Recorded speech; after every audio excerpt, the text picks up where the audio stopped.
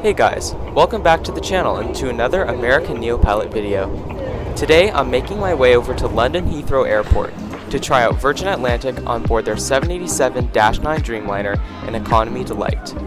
I'll be on VS 141, a non-stop Virgin service to Los Angeles with a total flight time of around 10.5 hours. So without further ado, let's head to the check-in and get on board this flight. Virgin uses Terminal 3 here at Heathrow, which in my opinion is on the smaller side for an airline with such a large international operation. Luckily, one of the perks of flying Economy Delight is that you have a designated premium check-in queue, which allows you to bypass the long line for standard economy.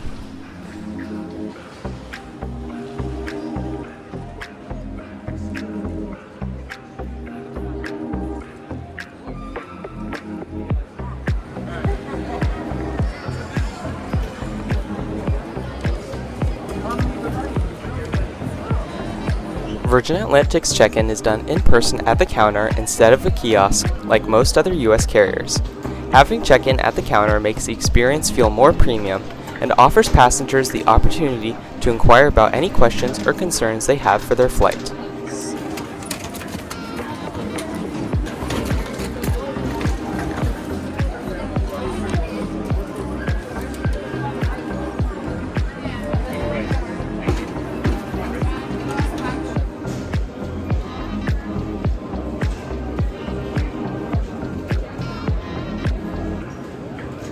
After dropping my luggage, I headed through immigration and security. I've always heard Europe being praised for easy security checkpoints. However, this time I was surprised and was met with probably the worst time I have ever had. The rules were very strict and the queue was very disorganized. Just overall, absolute chaos.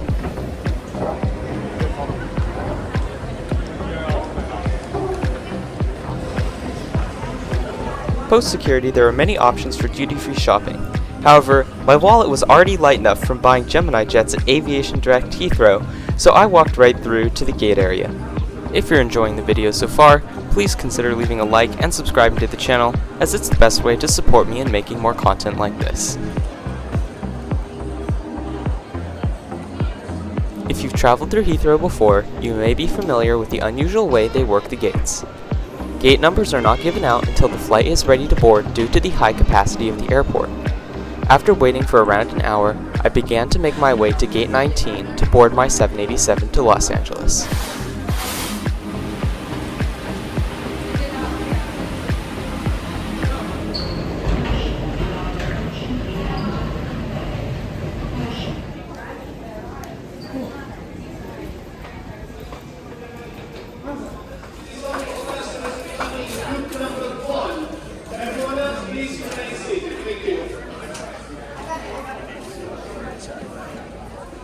And here's my ride to Los Angeles. Golf-Victor Mike Alpha Papa, an 8-year-old Boeing 787-9 Dreamliner fitted with two Rolls-Royce Trent 1000 engines.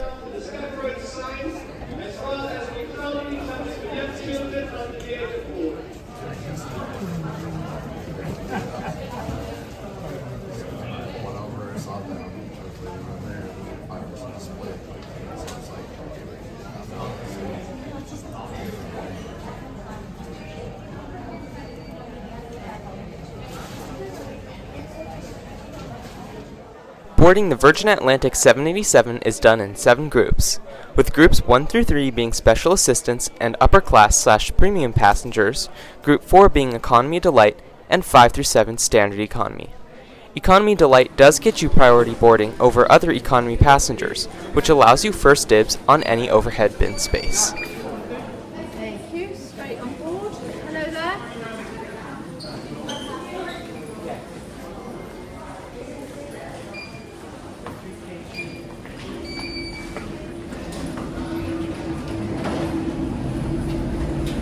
And now, it's finally time to see what Virgin Atlantic's Economy Delight is like on their 787-9.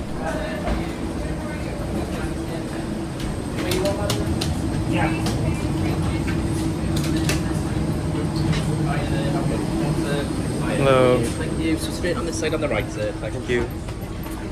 Virgin Atlantic 787-9 is in a 3-class configuration, with 31 upper class seats, 35 premium seats, and 198 economy seats, with 36 of those being Economy Delight. While originally set to sit in seat 50K, I switched to seat 51K to let someone sit with a family member.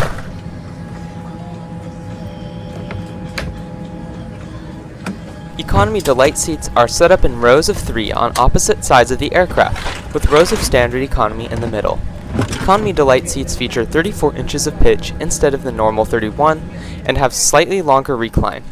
Otherwise, they are the same as Standard Economy seats. The first thing I noticed upon entering the aircraft was the airy feeling of the cabin. I really enjoy Virgin's cabin design, along with their mood lighting, as it helps the cabin feel more open and spacious. The seats in IFE are becoming slightly on the dated side, but are still solid products nonetheless. At 34 inches, seat pitch here is absolutely outstanding, with plenty of room for a backpack and stretching your legs.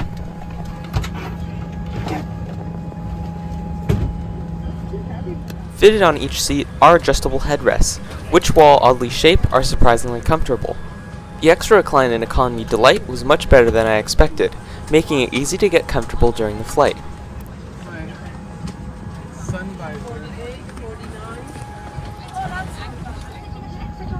Also, the tray tables were not as sturdy as I expected, and had a hole in the middle that made balancing your food a bit of a challenge.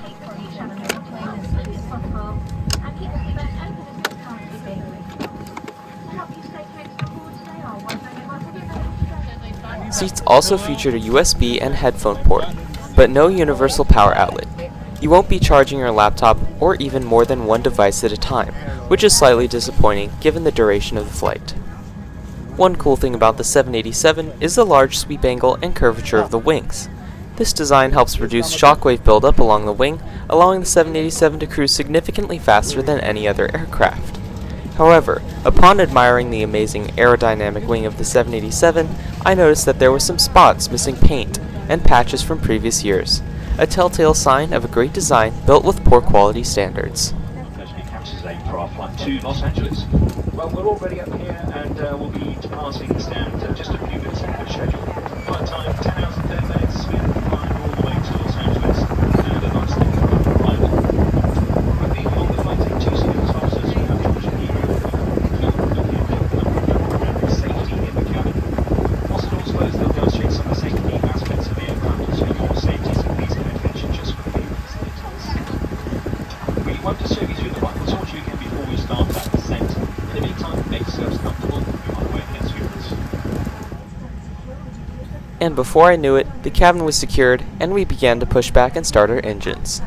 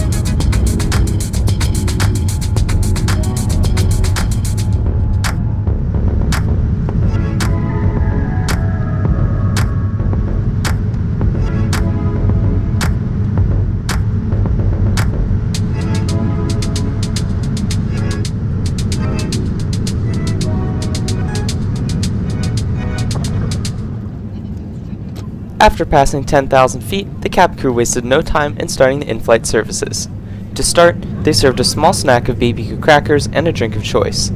This is something that was not included when I flew Delta's international economy last year to Tokyo, and is something I wish more US airlines did on long-haul flights. It adds a nice touch that makes the flight feel just a little bit more premium.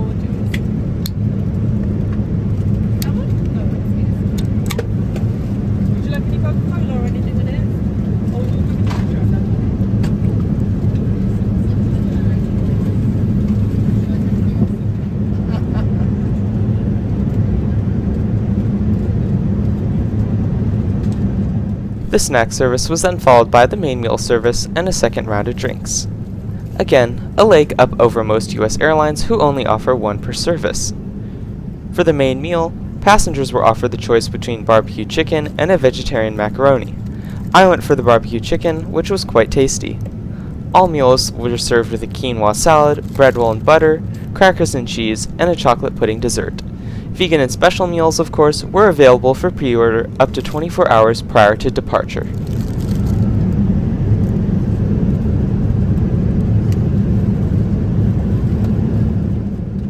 Overall, I found the meal service to be exceptional.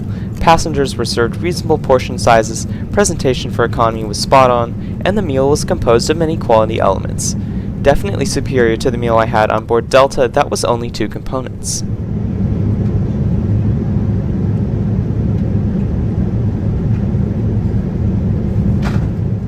And as if that wasn't enough to impress me already, cabin crew came around a third time offering another drink.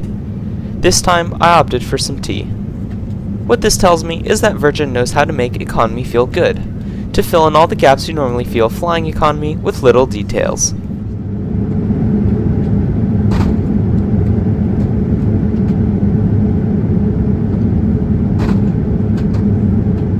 After a great meal service, I made my way to the lavatories, all of which had decent headroom and were kept very clean. About as much as you'd expect from any economy lavatory.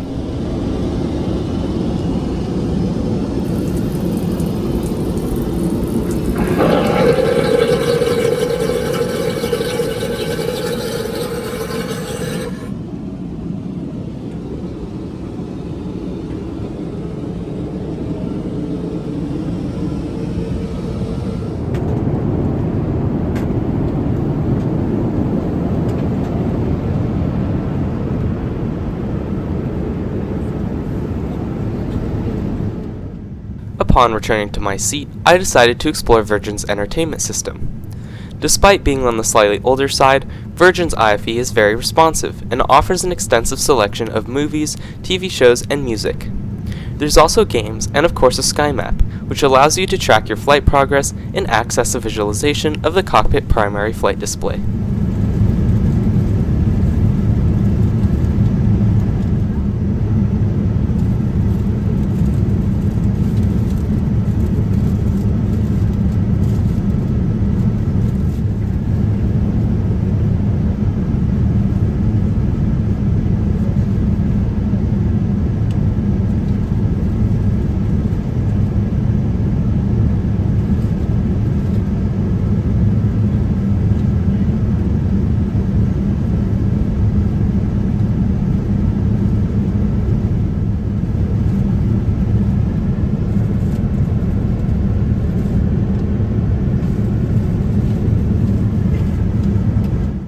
Overall, I found Virgin's IFE system to be very good. However, the only suggestion I have is to maybe upgrade their 787s with larger screens similar to the ones on board their A350. Other than that, maybe some power outlets like USB-C. About 4 hours into the flight, cabin crew passed out these little popsicle ice lollies. Honestly, something I never thought I'd get on a plane, but they were a nice treat nonetheless. At this point, the flight was nearly halfway over, but I felt like I was just settling in. When fully reclined, I was able to lay flat sort of diagonally, which was surprisingly comfortable.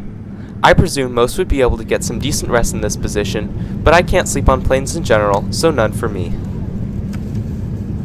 For those still awake, cabin crew offered a warm tomato and cheese sandwich and another drink of choice. I was surprised as I wasn't expecting there to be this many in-flight services. On my flight last year with Delta, snacks were offered self-serve at the back of the aircraft. However, Virgin had cabin crew hand these out, definitely a show of the company's dedication to positive customer experiences.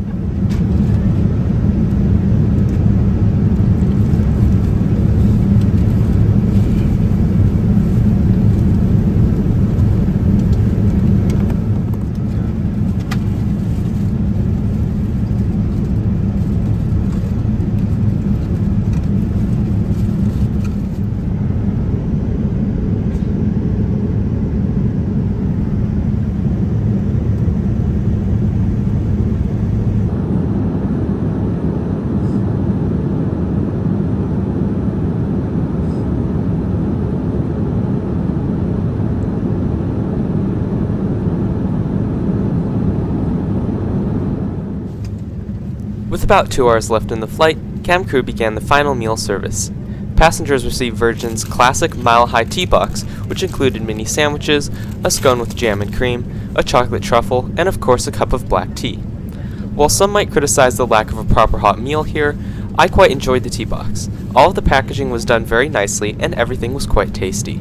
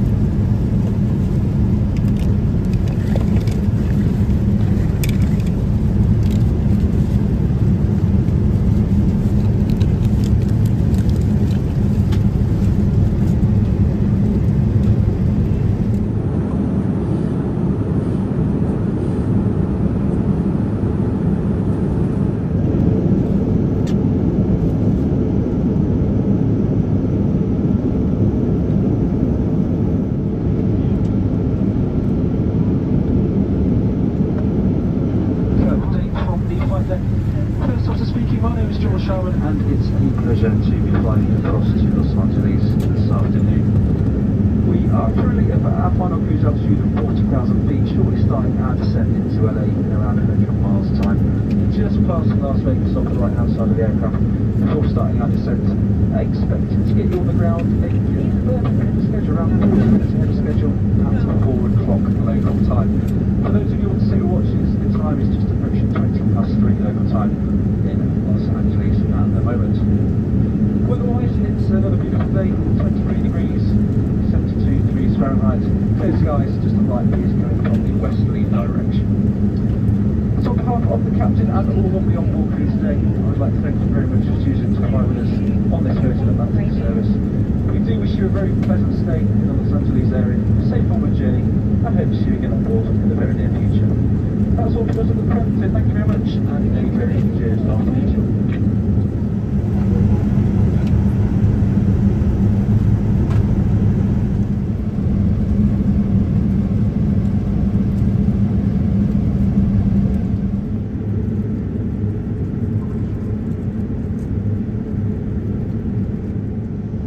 And anyone who knows what these weird alien-looking things are between Las Vegas and California, please let me know in the comments below.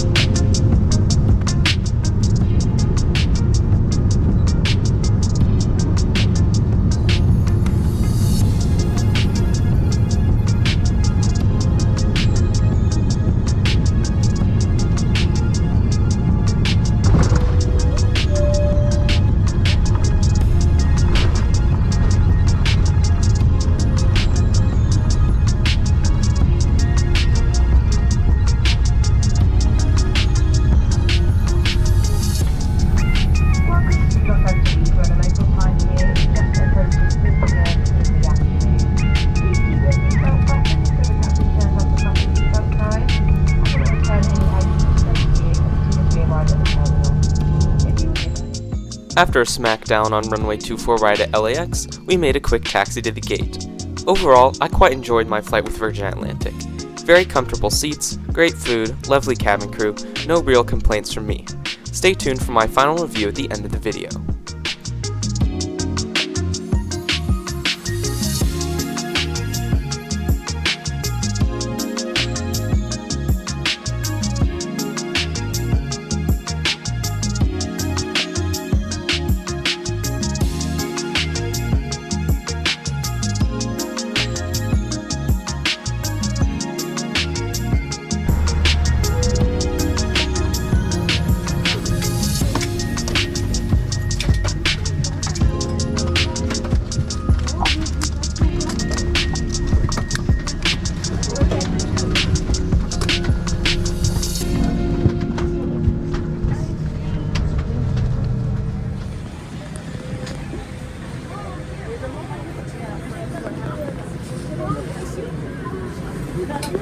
Come in, I'll take photos if you like. The trick is, put your right hand on the control column, your left hand on the thrust levers, and you can do... Bye-bye, thank you.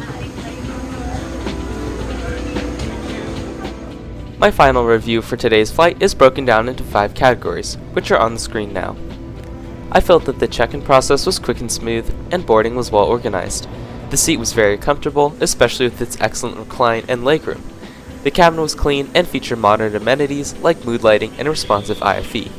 I found the service on board Virgin to be exceptional, even better than Delta, which is usually the best of the US airlines. This leaves our overall rating for today at 96% or an A. Would I recommend Virgin Atlantic specifically for flying to London? Yes, I would absolutely recommend you consider Virgin over other carriers like American, United, and British Airways. While I haven't flown with these carriers on this route myself, I have seen many reviews and believe that the in-flight service on Virgin far outweighs the other options. As for economy delight, I believe it was definitely worth the extra $50. After flying into Heathrow on board Virgin's standard economy, I felt that the legroom and extra recline in economy delight made a shocking difference. So if you're heading to London anytime soon, definitely consider giving Virgin's economy delight a try.